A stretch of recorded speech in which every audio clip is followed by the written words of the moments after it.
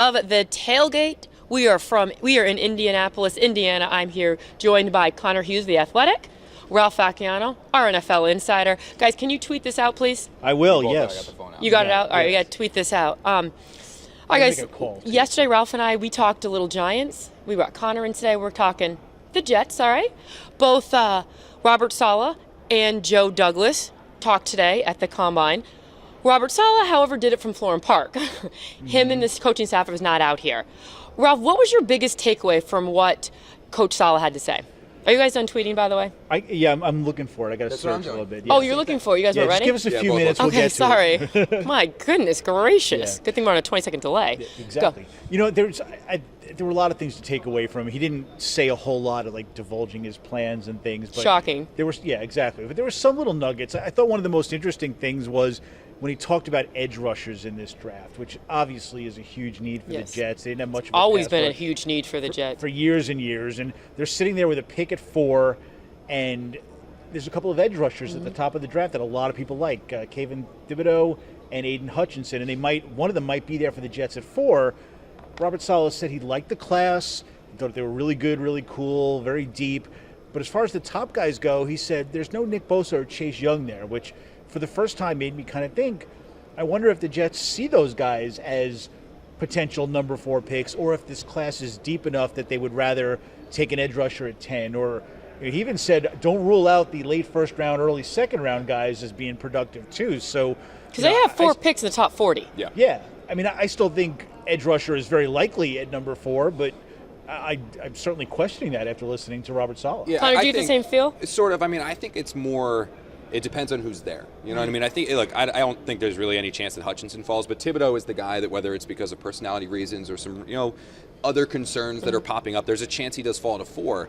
I don't see, even after what Robert Saleh said and what Joe Douglas said, I just don't necessarily see either Joe Douglas or Robert Saleh passing on somebody like that. Now, if both Hutchinson and Thibodeau are gone and suddenly you're looking at the number 3 option or the number 4 option, I mean, Ralph, you hear the same things I do. Everything that everyone says about this draft is that it's not very top-heavy. It's not one that has those 3, 4, 5 stars. I mean, Elijah Moore, the Jets got him in the second round last year. Look at him. He's a top 15 pick if he was in this year's draft class. It's just not that deep in terms of the upper echelon of players. But what you do have is a lot of good guys. That's why you're starting to hear depth and deep talks about this draft. So if those 2 guys are gone, I don't see the Jets reaching in for the 3rd best pass rusher, who might be the 20th or 30th best prospect at 4th or 10. So that's where they'll go to somebody else. But if Thibodeau, for some reason, is there, I still kind of hedge towards being very surprised if somehow they pass on it. Because, look, you add him to a defensive line that features Quinnen Williams, John Franklin Myers, Carl Lawson coming off that injury.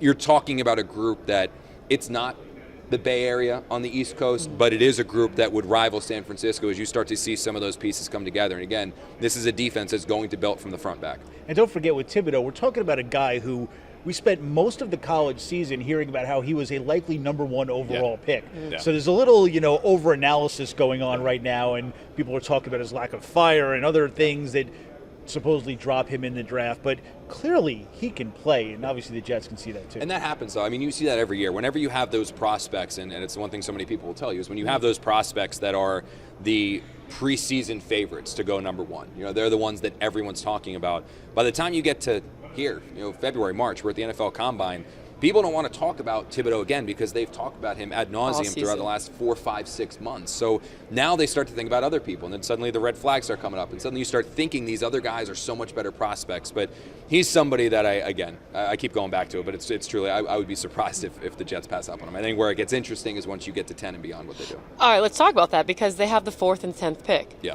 They both said that they're willing to do what they need to do. If they have to get rid of that 10th pick or to get more assets, do you see them doing that? What's your gut feeling? I think they'd like to. I think if, everything about Joe Douglas has been stockpiling these picks, and I think, if you look at future drafts, he doesn't have that stockpile that he's had the last 2 years. So if there's a way to drop back 4, 5, 6 spots, still get a top player, and accumulate, get a first-round pick, an extra first-round pick for next year, I think he would do it. I think because the first round is so deep, you can target that second-tier pass rusher at 10 and probably get him at 15. Yeah. There's 3, maybe 4 receivers who are going to be in the conversation of best receiver in this draft. Well, if they're all on the board at 10, go to 15 and you're still going to get a good one. So I think that's a real option with the number 10 pick, especially after they've taken an elite prospect at 4. And top 5, you're not going to have any of these. Everyone's talked about this quarterback class isn't good. Like, that's just kind of the way that you look at it. I mean, you want to put a feather in Joe Douglas's cap. I think it was drafting Zach Wilson and not rolling it back with Sam Darnold to then try to get a quarterback this year. You'd be talking about Jimmy Garoppolo and things like that for the Jets this season. But I think that when you talk about trading, I view it where 10 is the spot where I could see the Jets trading back, because that's when you could potentially have the Steelers looking to come up to get a quarterback. But more than anything else, I think this is going to be the year where you start to see Joe Douglas take some of those precious assets that he's worked to acquire, whether it was through the Sam Darnold trade, whether it was through trading Chris Herndon, whether it was through trading Jamal Adams, and start to trade them for proven players. Because the one thing we talked about with Robert a lot today, and we talked about it with Joe a lot today, is that they want to surround Zach Wilson with talent. Yes, they right? have like to. They have to surround Zach Wilson with talent. It's going to be defense, offense, all those things. Well, when you constantly keep going the draft route, you don't just pick a player in the first round, pick a player in the second round. There's no guarantee, A, that player is going to be as good as you think he's going to be, but B, it's going to take that guy a little bit to contribute. Very rarely do you get a draft class like the Jets had last year, where you had so many young players contribute and flash and so show some signs of brilliance. There's a lot of players, like Robert Saleh said, Deebo Samuel, where you had a decent first year, took a step back year 2, then really came into his own year 3. When you take some of those assets and you trade for a player, you're getting a player that you know what he is now. He is immediately able to contribute now. So if you really want to surround Zach Wilson with talent, right? You want to make Zach Wilson's life easier.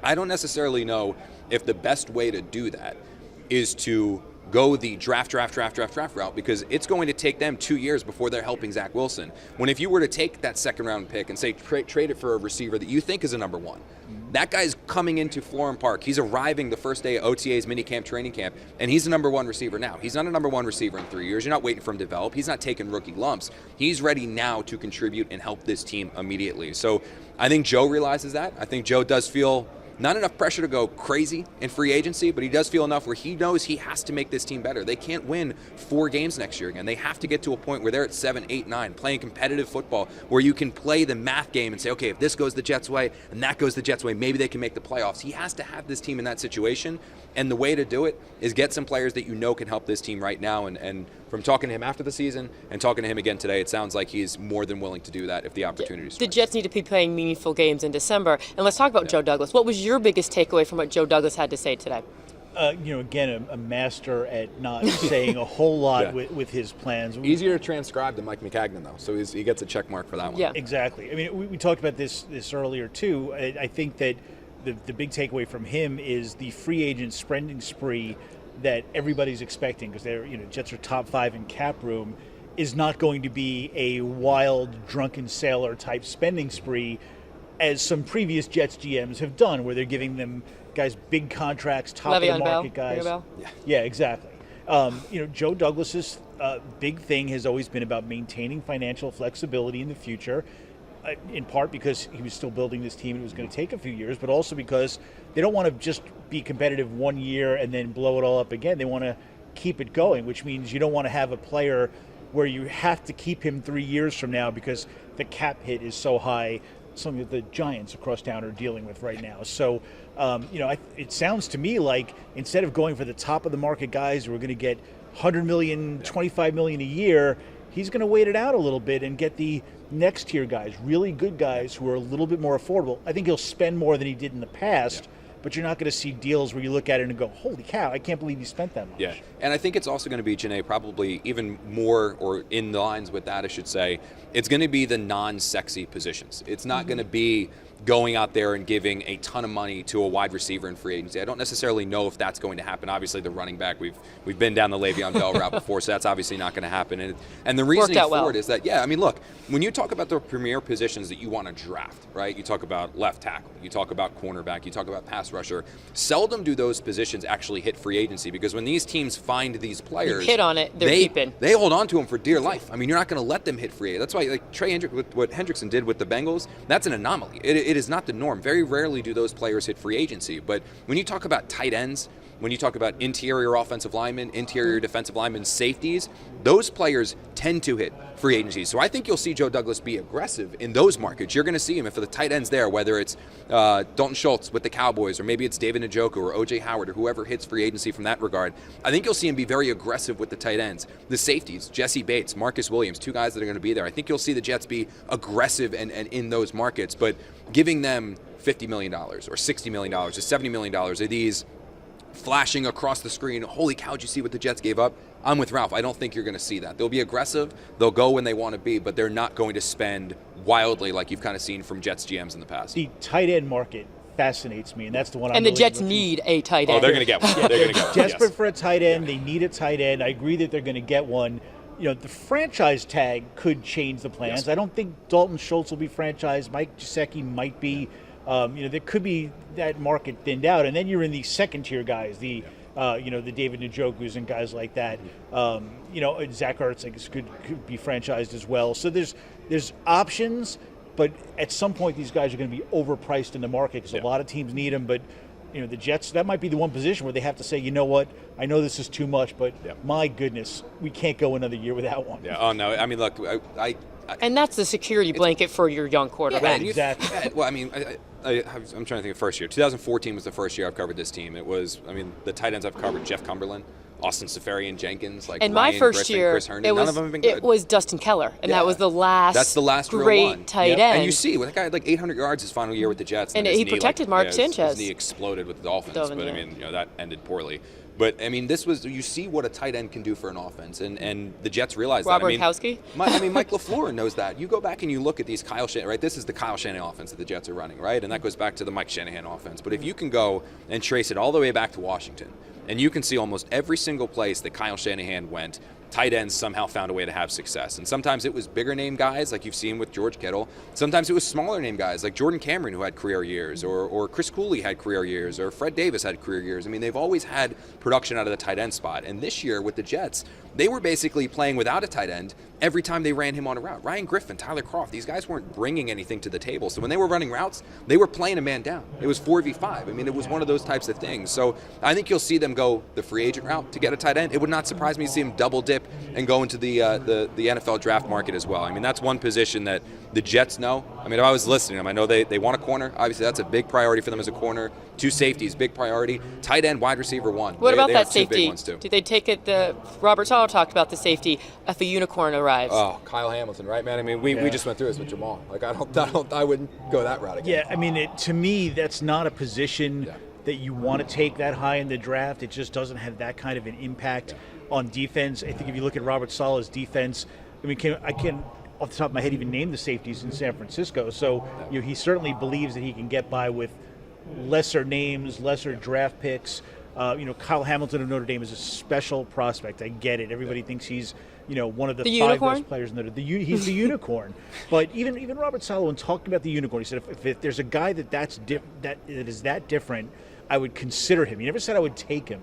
Good. I think we'd think about it. We would discuss it. So you're saying if Ray Lewis was available, he would take him. Yeah, exactly. But he also said there are premium positions: cornerback, wide receiver, offensive lineman. And when you're drafting at number 4, if you've got to convince yourself of a player, is he this special? You're drafted at number 4. You're going to know there's somebody there that's just you look at him and you go, he can make a difference this year, and I know it. Yes. And it's not a safety. And there's sometimes, when you look at some teams across the league, there are teams that, through bad luck, through bad breaks, they find themselves picking in the top 5. And you kind of look at them and you're like, that's a pretty good team. They really shouldn't be picking top 5. I compare it to several years ago when the Dallas Cowboys were in a position to draft Ezekiel Elliott. Mm-hmm. They had quarterback, they had receiver, they had offensive line, they had a good defense. They were in a position where they could take a non-premium position at a very talented player at a non-premium position and invest a significant resource in him. And they could do that because they were filled out in so many other positions. You compare that apples to apples with the New York Giants when they drafted Saquon Barkley. Right. They were not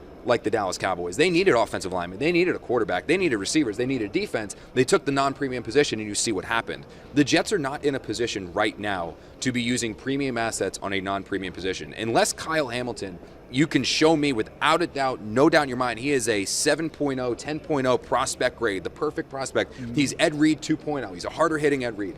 Yeah. That's the only way that I would say, okay, maybe. But even then, show me A defense in today's NFL, a great defense that is great because they have a safety. Not that they have good safeties, not that there are good safeties on the team, but they are great because they have a safety. Yeah. The Jets should not even consider it until they've got their extra pass rusher, they've got their wide receiver one, they've got their left tackle and their offensive line solidified. And then when they are in a position where they are a 10-11 win team regularly, who through bad luck, they lose their quarterback, whatever, they get a couple bad breaks and they end up picking top 5, and they're like, you know what, there's a really good running back there we like. You know what, there's a safety. Then, okay, I still don't like it, but you can convince me. Their current position, the current roster structure, absolutely not. It's not something I should see them doing in any way, shape, or form. Well, an interesting thing, I was talking to Joe Douglas after, I interviewed him after, and I said, we were at the Combine. Yeah. Is there a player through all the years that you've come to the Combine that has played his way onto your roster, onto your team because of what he did at the Combine? And he popped back, he's like, that's a good question, I got to think about it. I'm sure there's several guys. And he goes, the name that comes off the top of my head is Mekhi Becton. Mm-hmm. Yeah. He said, he played his way onto the team. Let's talk about what the Jets need to do with their offensive line. Keep getting better, right? Yeah. I mean, look, do they use that premium? Is that the number 4 pick, the number 10 pick? Yes, okay, absolutely, no doubt in my mind. I would use it on offensive lineman. I would use it the kid from Iowa. I know people are like, oh my God, a center top 10. I don't care. Like if he's going to be a 10-year player and fix you the can get a offensive Nick line, Mangle, that is the Bricker shot. Yes. Yeah. Do you think the Colts have any reservations about drafting a guard at 6 or whenever it was a couple years ago when they got Quentin Nelson? I mean, do you think that the Cowboys have reservations about taking Zach Martin? No. Like when it comes to the offensive line, and Joe Douglas feels this way, and Robert Saleh feels that way, sort of about that one, definitely about the defensive line, is that if there's the good player there, you take him. I mean, the Jets, the line that Joe Douglas inherited in 2019, after the Mike McCagnon era went the way that it did, that line that he inherited was a disaster. See, the fact that we ended this season when they were healthy saying, you know what, the line wasn't a problem. It wasn't great. It wasn't one of the best in the leagues. I wouldn't even say it was necessarily good, but it wasn't a problem on offense, is a testament to Douglas. And they found talent, AVT. Yes, correct. Right. Yeah, that's George a big Fant. way. They AVT, found, Morgan Moses, yes. Yes. And even the center, Connor McGovern. Like you can't even write that one off. However, it's not done. Like you still this team needs a right guard. Like LDT is not the answer at right guard. And clearly Greg Van Roten isn't. They need a right guard. If you see a player that can be your right guard at number 4, number 10, you take him.